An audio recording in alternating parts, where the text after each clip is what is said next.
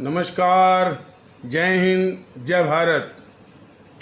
भारतीय अवाम ताकत दल अपने भारतीय भाई बहनों अर्थात अपने देश भारत की जनता अर्थात अपनी भारतीय अवाम से भारतीयता आधारित आपसी श्रद्धा, भारतीयता आधारित आपसी स्नेह, भारतीयता आधारित आपसी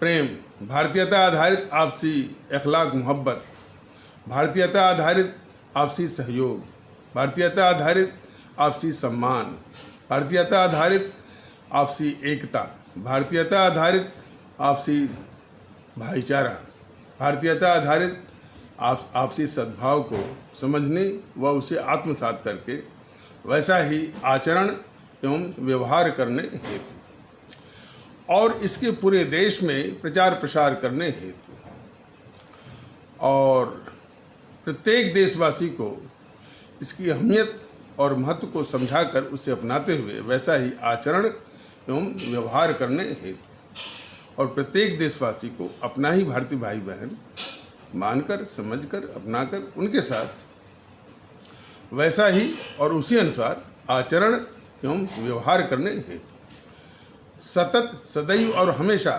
अदब के साथ, आदर के साथ अर्ज करता है, विनती करता है।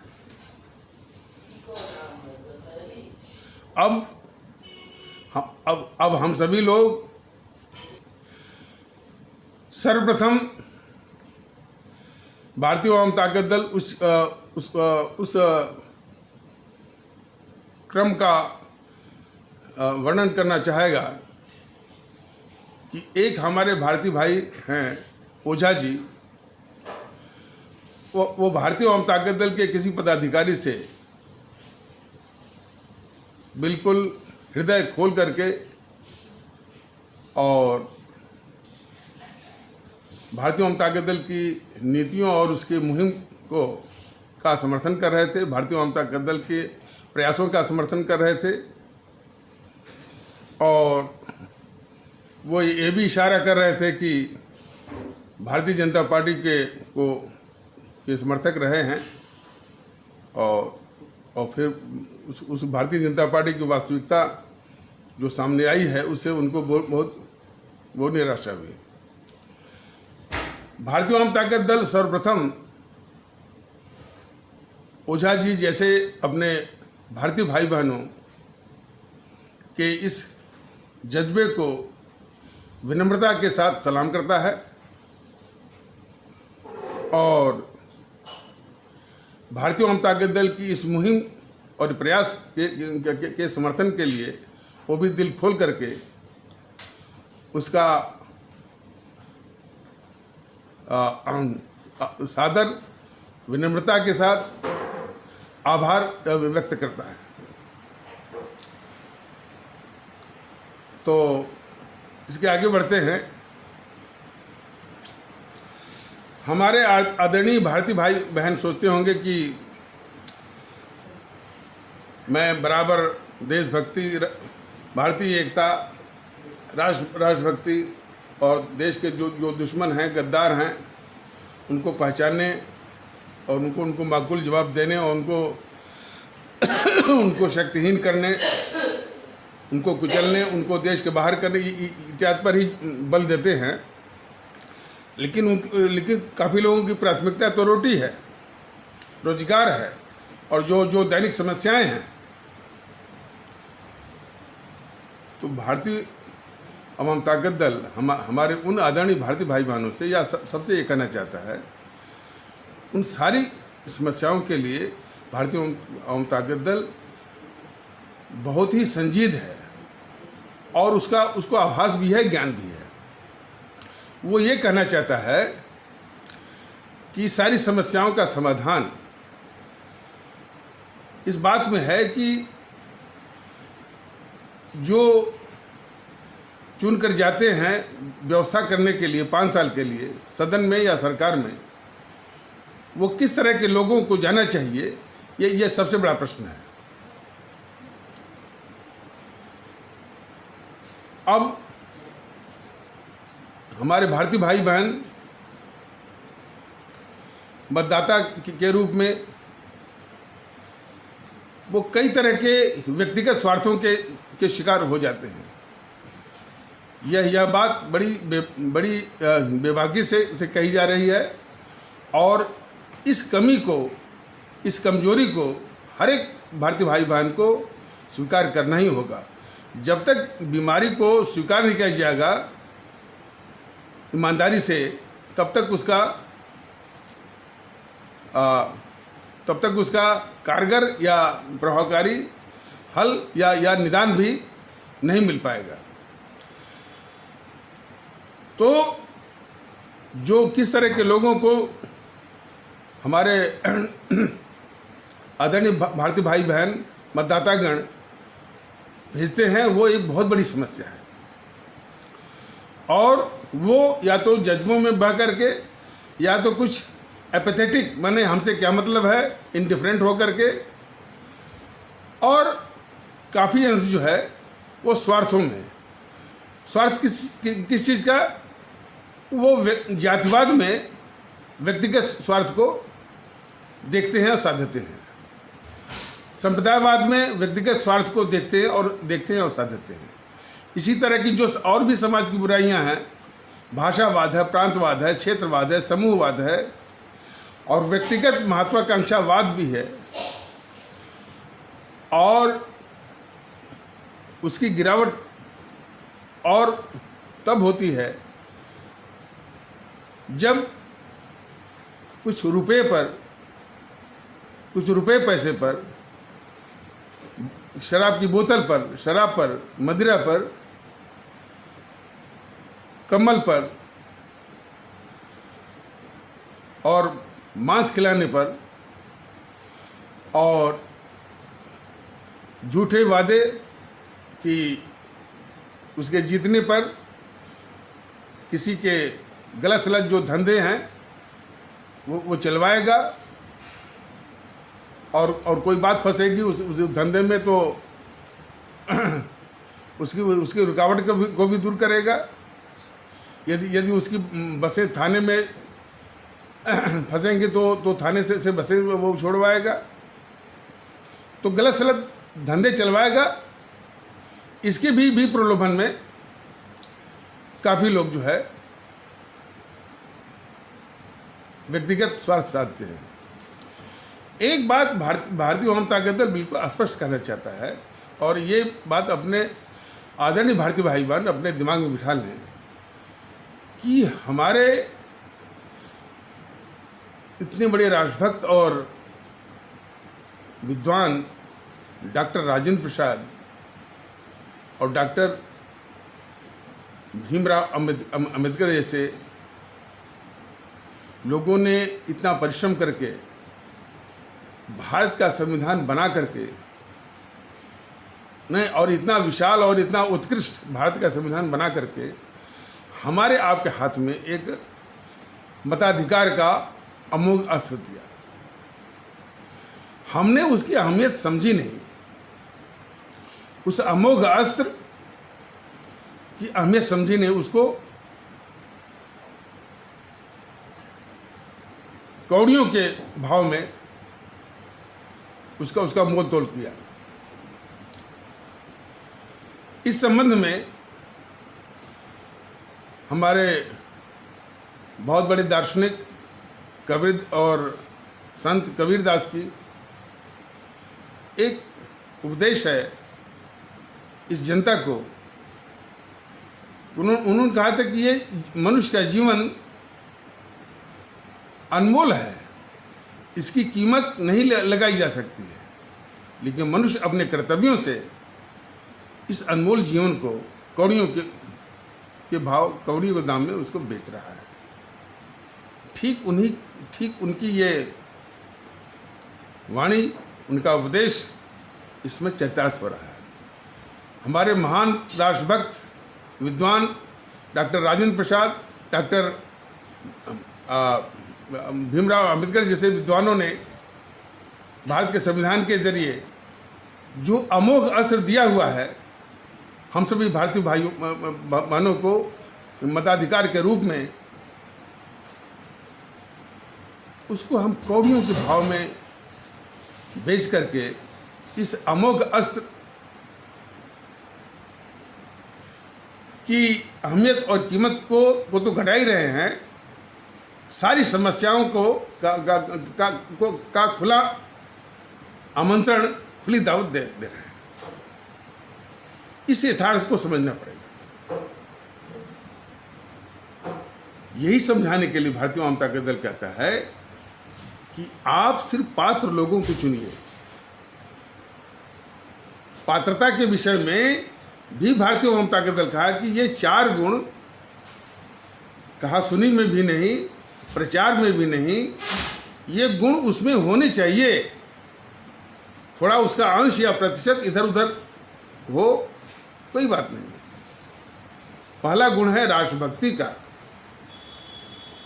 कि वह पूरे देश के जो लोग हैं उनके साथ वो मोहब्बत करे, उनको आदर दे, उनको अपना ही भारतीय भाई बहन माने।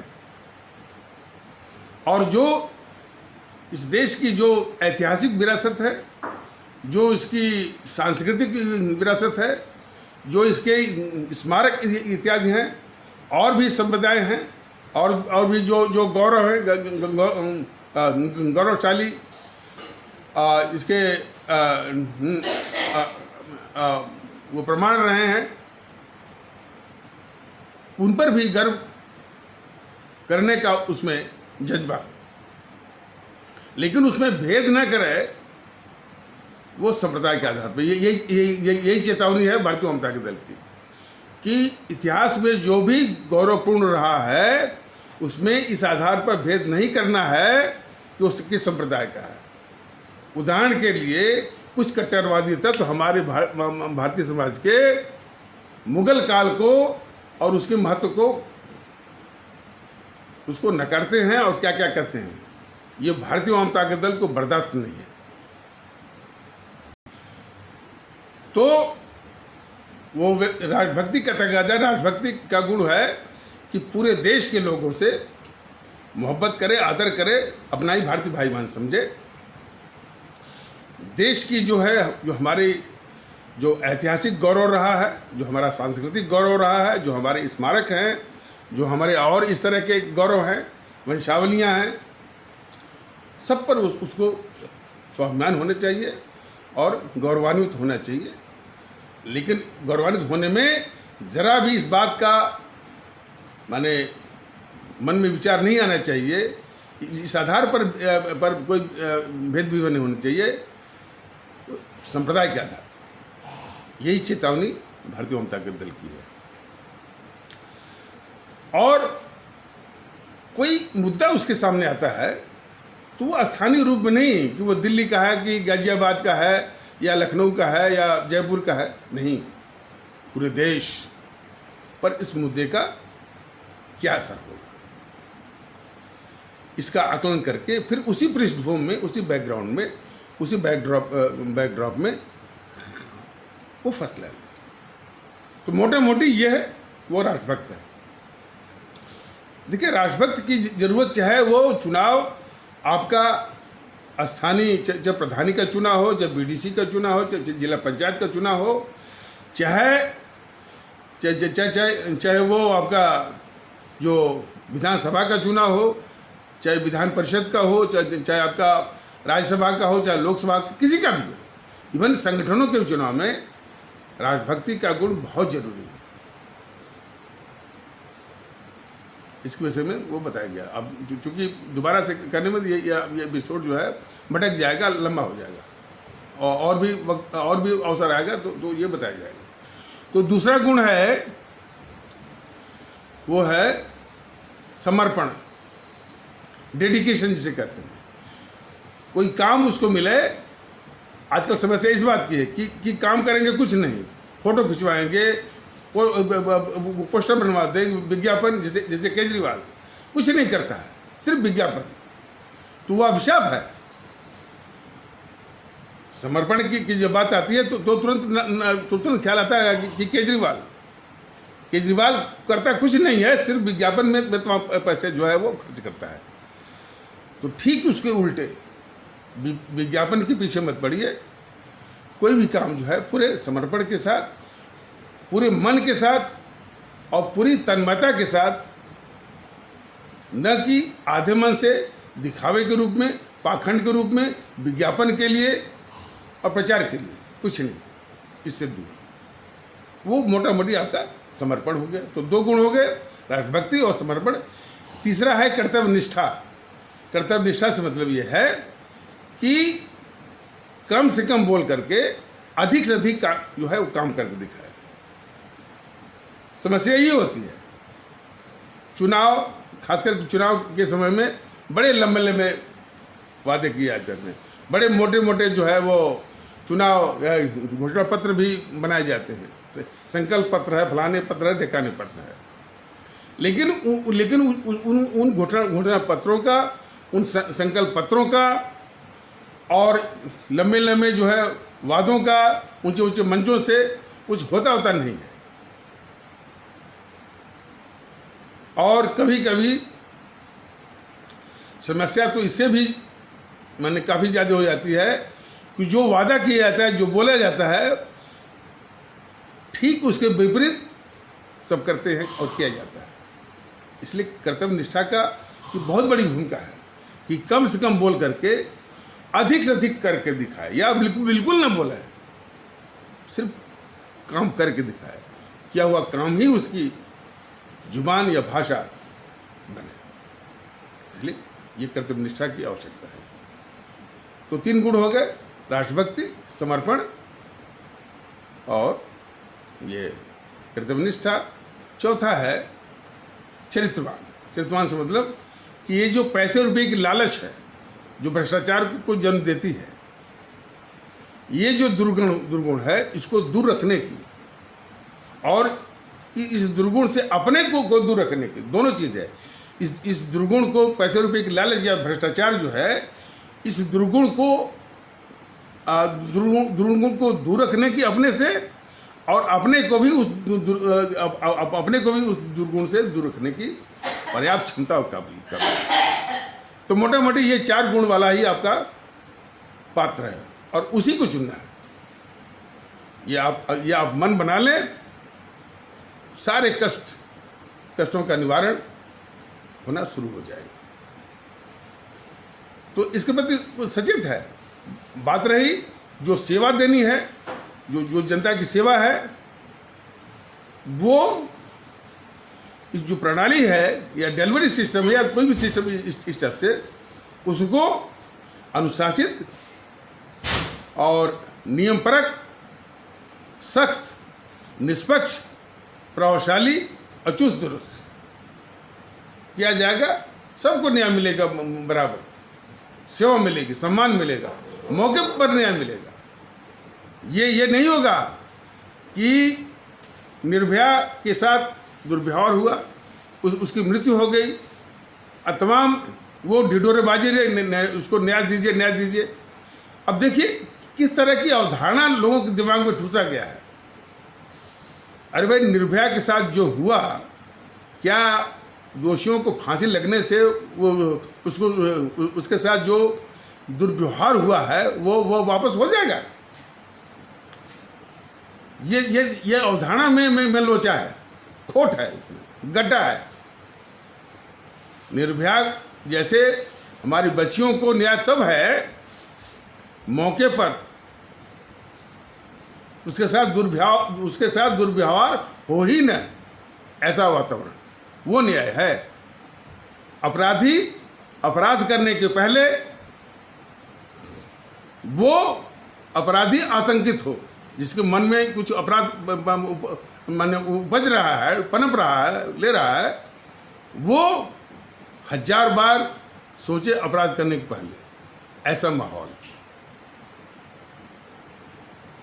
वो माहौल जो है हमारे निर्भया जैसे बच्चियों को मौके पर सुरक्षा देगा, सम्मान देगा, न्याय भी देगा। और भारतीय जनता दल ने बताया हुआ है कि न्याय देने की प्रथम जिम्मेदारी और कार्य सरकार का है और पुलिस का है। न्यायपालिका का नहीं है। न्याय देने का कार्य और जिम्मेदारी, उत्तरदायित्व वो सरकार का है और पुलिस का है, वो भी मौके पर और तुरंत। चूंकि सरकार की व्यवस्थाएं चरमराई हुई हैं, न्याय लोगों को मिल नहीं पाता है, तो लोग जो है न्यायालय की ओर रुख करते हैं और वहाँ पर न्यायालय में रुख करते ही एक दूसरे अन्याय का चक्र जो है या कुचक्र जो है चालू हो जाता है। जो ही आप घुसिए, वकील, मुहर्रिर और उसकी फीस और फिर वो मजिस्ट्रेट की तारीख पर तारीख, वकीलों द्वारा शोषण और वो और कई पीढ़ियों तक बस तारीख मिलती रहती। तो वहाँ भी एक बहुत बड़ा अन्याय है। खैर ये इस विषय को न्यायालय पर बोलना ठीक नहीं है, लेकिन न्यायालय खुद अपनी दुविधाओं में फंसा हुआ है। नहीं फंसा है, वो कहता है justice delayed is the justice denied.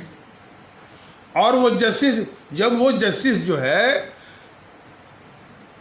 वो पीढ़ियां खत्म होने के बाद मिलती ही नहीं है, तो फिर इस तरह के कहने का मतलब क्या है कि justice delayed is the justice denied, मतलब कि देर का न्याय नहीं होता।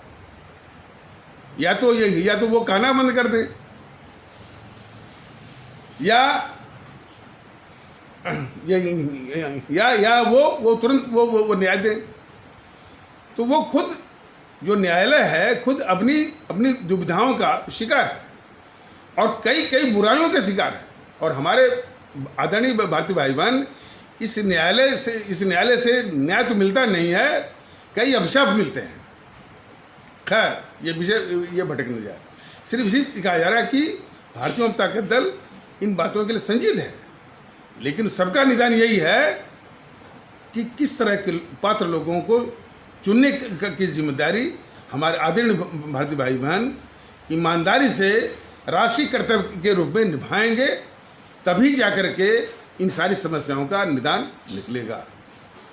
व्यक्तिगत स्वार्थ यदि साधते रहेंगे तो कभी भी वो कहावत जो है कि बबूल बो करके, बबूल का पेड़ खड़ा करके उस बबूल से जो आम आपकी इच्छा की जाती है, आम मांगते हैं, वो कभी आम आपको मिल नहीं सकता, वो कभी संभव नहीं है। तो व्यक्तिगत स्वार्थ में जो हम ये बबूल बोते हैं, उस बबूल को बोना हम बंद करें। तो उसी को करने के लिए ये राष्ट्रभक्ति, देशभक्ति की भूमिका सर्वप्रथम है। तो देशभक्तों की बात जब आती है तो जॉर्ज फर्नांडिस की बात एक बार आई थी कि रक्षा मंत्री के रूप में जब ये वाजपेयी जी की सरकार बनी थी 1998 में, तो रक्षा मंत्री थे और उन्होंने रक्षा मंत्री की क्षमता में बेबाकी से कहा था कि हमारा दुश्मन पाकिस्तान नहीं, हमारा दुश्मन चीन है। ये कहने पर भी ये जेएनपीसी, गद्दार जेएनपीसी वाले उनके पीछे पड़ गए कि आपने चीन को दुश्मन कैसे किया। तो ये बार बार भारतीय जनता दल बता रहा है कि ये जेएनपीसी इस देश की सबसे बड़ी अभिशाप है, लेकिन बात यहीं तक रुकती नहीं। उस अभिशाप को ये गद्दार मोदी जो है पाल रहे हैं। उसको गद्दार अभी कहना पड़ेगा, जो अभिशाप को पाले वो गद्दारी तो है। तो उन्होंने रक्षा मंत्री के रूप में कहा था कि हमारा असली दुश्मन चीन है, बोले थे। नंबर 1, जब वो मोरारजी देसाई जब प्रधानमंत्री थे 1977 में, तो उसमें ये उद्योग मंत्री थे। उनकी राष्ट्रभक्ति जरा देखिए। उन्होंने ये जो कोका कोला जो दिख रहा था ना, इन्होंने उसको भगा दिया था। बाद में 15-20 साल के बाद तब वो जो है कोका कोला आया। आज जॉर्ज फर्नांडिस की चलती तो न तो कोका कोला दिखता, न तो आपका वो पेप्सी दिखता, और न तो ये चाइनीज सामान दिखते। पूरे देश को, हमारे आदरणीय और माननीय हमारे जॉर्ज फर्नांडीज को और उनकी देशभक्ति को सलाम करना चाहिए। लेकिन दुख इस बात का है, उनकी चर्चा नहीं होती है, इन गद्दारों की चर्चा होती है। गद्दार नेहरू की चर्चा होती है, गद्दार इंदिरा की चर्चा होती है, गद्दार राजीव की चर्चा होती है, और उनको पूजने वाले ये मोदी कभी भी जॉर्ज फर्नांडीज का नाम नहीं लेते। मोरारजी देसाई इतने काबिल किस्म के वो प्राइम मिनिस्टर थे, उसका नाम नहीं लेते। और उनको बदनाम करने के लिए ना ये मैंने बताया थे, जो पुष्पेंद्र कुलश्रेष्ठ है वो दिखावे के रूप में दिखाता है कि वो आरएसएस की बात रखता है या इसकी बीजेपी की बात रखता है। नहीं जनाब, वो पक्का एजेंट है, पुष्पेंद्र कुलश्रेष्ठ पक्का एजेंट है जीएनपीसी का, गांधी नेहरू परिवार चांडाल चौकड़ी का। वो भेष बदल करके बड़े शातिराना ढंग से जीएनपीसी का ही एजेंडा वो चला रहा है। तो वो जो है मोरारजी देसाई को भी लपेटता है कि इन्होंने गद्दारी की थी। और कभी सामना पड़ेगा तो बताया जाएगा कि गद्दार कौन है। इन जीएनपीसी गद्दारों की इनकी मुखबिरी करना, इनकी दलाली करना वो गद्दारी है, या मोरारजी देसाई के विषय में कहना वो गद्दारी। खैर, इन बातों में ये मैंने भारतीयों तक पड़ता रहे, लेकिन इतना है, देश जब तक हमारे अमर शहीद जैसे हमारे सुभाष चंद्र बोस हैं, भगत सिंह हैं, चंद्रशेखर आज़ाद हैं, अशफाकुल्ला हैं, खुदीराम बोस हैं, सुब्रमण्यम भारती हैं, और रानी लक्ष्मीबाई हैं, और रानी चंद्रिमा हैं, रानी गडेलू हैं, इनकी महानता को कीमत नहीं करेगा तब तक वो कल्याणयान होने वाला नहीं। लेकिन इनकी कीमत न हो, इनका महत्व न हो, इसीलिए ये सब छाए हुए साल उसको छाए हुए हैं ये दुष्ट हुए। और उसी में जॉर्ज फर्नांडीज, मैं तो साफ कहता हूं कि जॉर्ज फर्नांडीज के बराबर बीजेपी में कोई राष्ट्रभक्त है ही नहीं।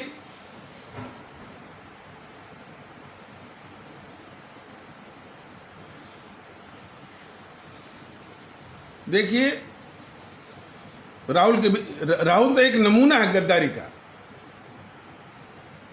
अब जैसे भारतीय जनता दल जो बताया है वो सभी को मालूम मोटा मोटी, लेकिन जज्बा बिल्कुल एब्सेंट है। बात यहीं से शुरू होती है कि भारत तेरे टुकड़े होंगे इंशाअल्लाह, इंशाअल्लाह भारत की बर्बादी तक जंग जारी रहेगी। क्या इस पर हमारे देशवासियों का खून नहीं खोलना चाहिए? बस यही सवाल है।